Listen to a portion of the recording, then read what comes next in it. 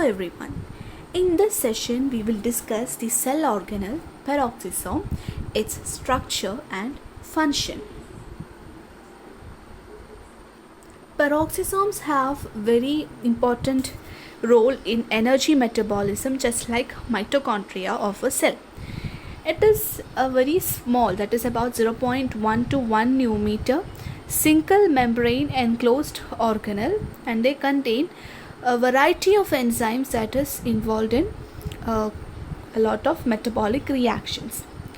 So in the case of human cells, they contain about 100 to 1000 peroxisome depending upon the metabolic activity of the cells.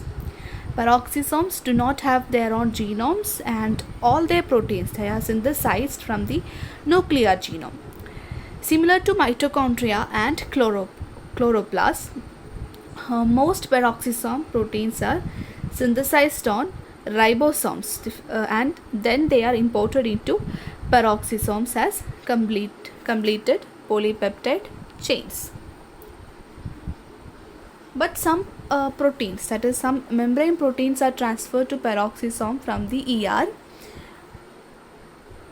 Like mitochondria and chloroplast, these peroxisomes, they can replicate by division, but they can also rapidly regenerate even if they are entirely lost to the cell. So mitochondria and plastid proteins, they actually resemble that of the prokaryotes and in the eukaryotes. So they are actually reflecting a endosymbiotic origin. But in the case of peroxisomes, they are very typical or cell organelle to the eukaryotes. So here you can see the electron micrograph of peroxisomes. These are from rat liver cells. This is the diagrammatic structure. Next we will discuss the functions of peroxisomes. In the case of human peroxisomes, they contain about more than 50 different enzymes, and they play critical roles in several metabolic pathways. Some of these pathways are specific to particular tissues. Peroxisomes were originally defined as the organelles that carry out oxidation reactions leading to the production of H2O2 or hydrogen peroxide. That is how they got their name, peroxisomes. So we all know hydrogen peroxide is harmful to the cell. So this peroxisomes are also having enzymes that catalyze the that can catalyze the decomposition of this hydrogen peroxide into water, or they are used to oxidize another organic compound. So in such a way, a variety of substances, they are broken down in this peroxisomes by such oxidative reactions. So they include uric acid, amino acid, purines, methanols and fatty acids. So this is a function of peroxisomes. The oxidation of fatty acid, that is a very important example, and they provide a major source of metabolic energy. In the case of animal cells, fatty acids are oxidized both in the peroxisomes and the mitochondria. But in the case of yeast and plants, fatty acid oxidation is a characteristic feature of peroxisomes. In the mammalian peroxisomes, they also have the function of catabolizing very long chain and branched fatty acids. So fatty acid oxidation, that is a very important function of peroxisomes, and also several other molecules like amino acids, purines, methanols, etc. are oxidized by this peroxisomes. Peroxisomes are also a site for the biosynthesis of lipids. In the case of animal cells, cholesterol and dolichol, they are lipids, and they are synthesized in the peroxisomes and also in the endoplasmic reticulum. In the case of liver cells, peroxisomes are also involved in the synthesis of bile acids that is derived from cholesterol.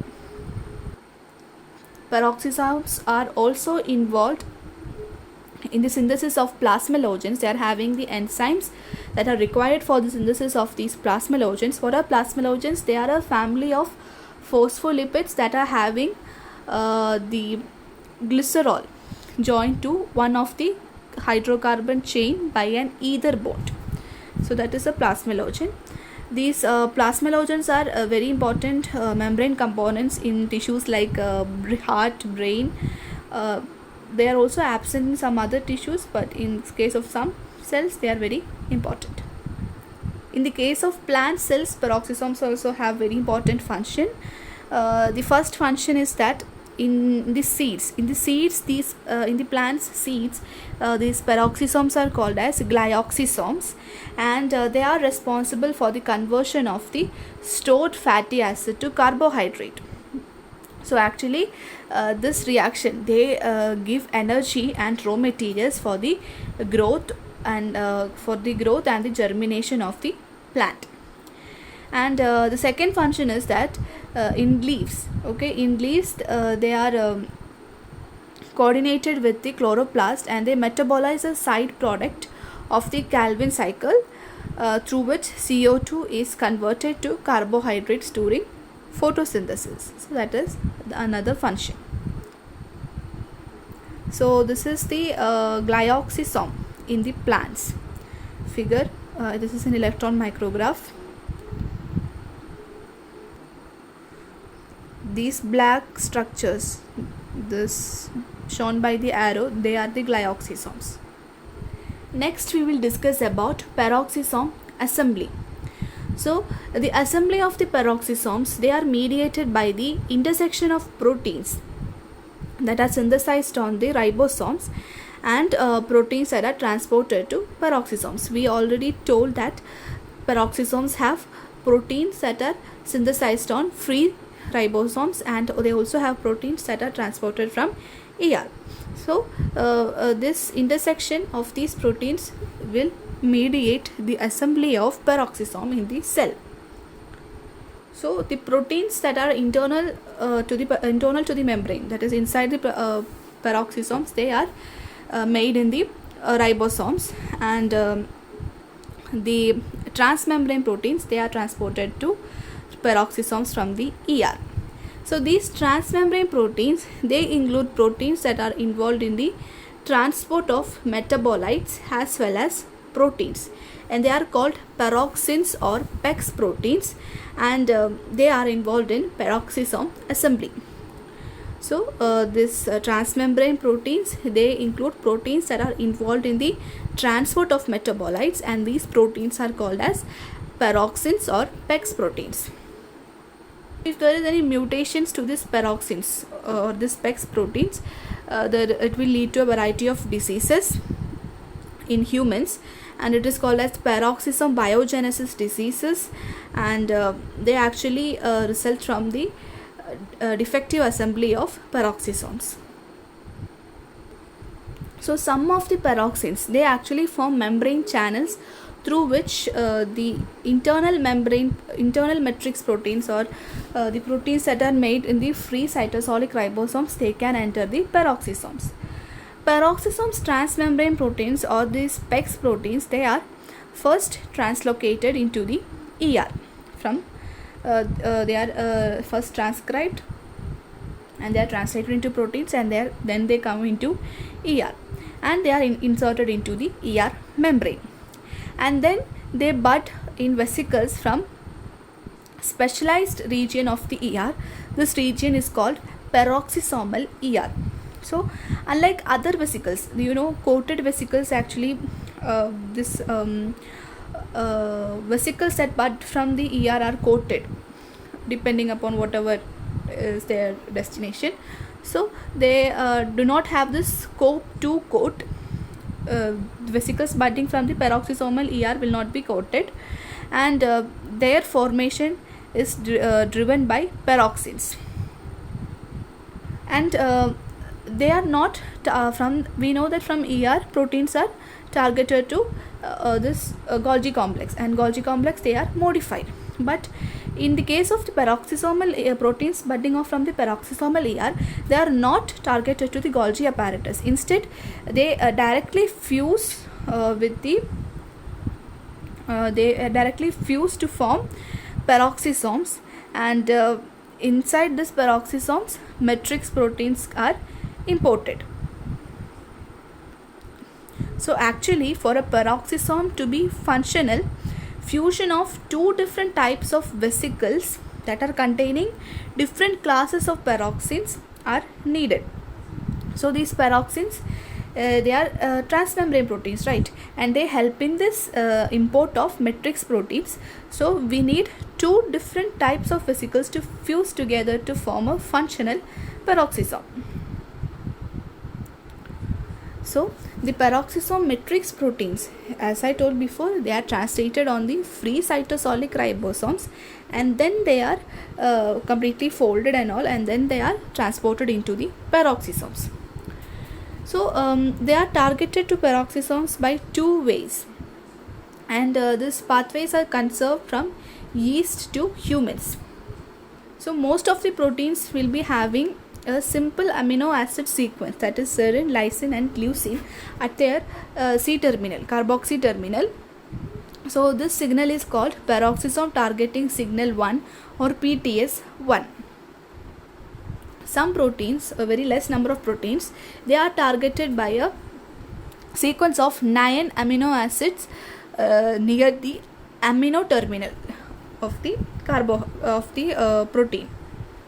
That is called as peroxisome targeting signal 2 or PTS2. So this PTS1 and PTS2 both are recognized by distinct cytosolic receptors, that is PEX5 and PEX7.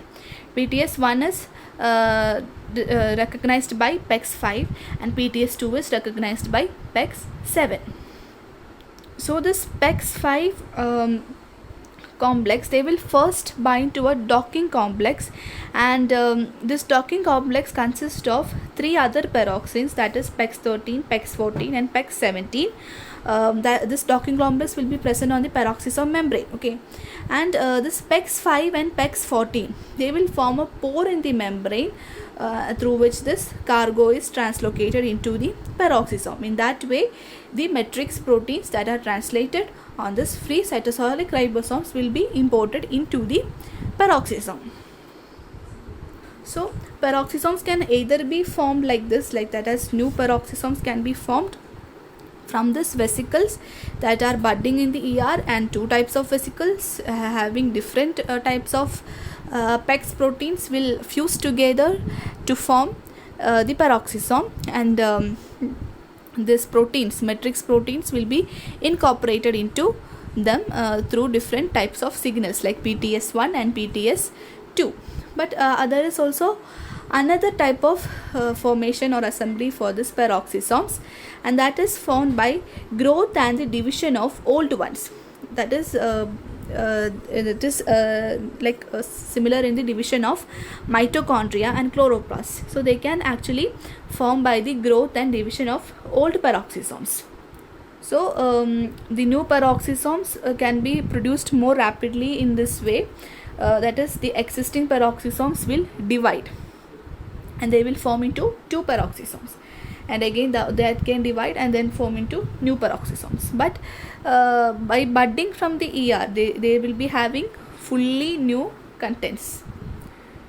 So both these two methods or two formation, they contribute in maintaining the peroxisome population of the cell, and depending upon the different metabolic needs of the cell. So this is the figure showing the import and the assembly of peroxisomes. So import of peroxisomal matrix proteins to peroxisomes, and also this figure shows their division, how peroxisomes are formed here, how peroxisomes are formed from existing peroxisomes. In the top, the de novo synthesis is also shown, that is by fusion of two types of vesicles, and then the proteins will be incorporated, and then a mature peroxisome will be formed. This is the signaling of the proteins, matrix proteins into the peroxisome by the PEX5 complex, PEX5 docking complex. So that is all about peroxisomes, their function and their formation. Their structure also we discussed. Thank you.